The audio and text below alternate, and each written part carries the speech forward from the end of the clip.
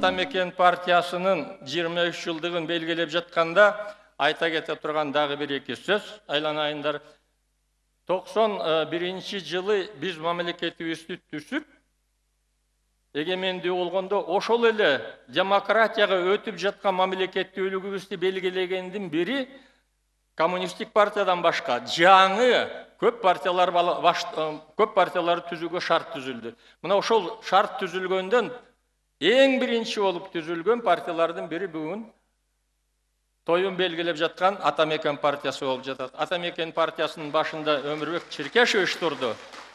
Өмүрбек Черкешевич легендарлуу парламенттин депутаты болуп, мына ушул убакка чейин келатат. Өмүкө, мен сага каалаганым ушул эле. Партияң мындан ары да күчтөнө берсин.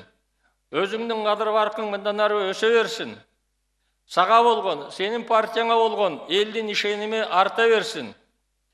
Мындан кийинки канча жылдар болбосун, канча шайлоолор болбосун, ошол парламенттин арасында ушул партиянын болушу биринчи Кыргызстандагы түзүлгөн альтернативдик партиялардын бири катары, бүгүнкү күндө тажрыйбалуу партиялардын бири катары Кыргыз парламентинин, Кыргыз бийлигинин ичинде ушул партиянын болушу бул биринчиден закон ченемдүү болсо, экинчиден элдин ошого болгон түз көз карашы деп ойлойм, дайыма ишенимге татыктуу болгула. Бүгүнкү майрамыңыздар кут болсун.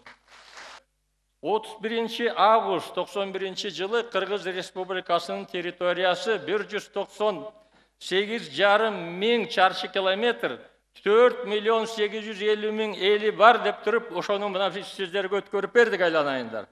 Ошол эл, ошол жер, бүгүн Кыргыз мамлекети, ошол эл, ошол жерди сактаган, ошол жерде жашаган кыргыз эли, кыргызстандыктар бүгүн ушул мамлекетибиздин 23 жылдыгын белгилеп жатканда айтарым ушул.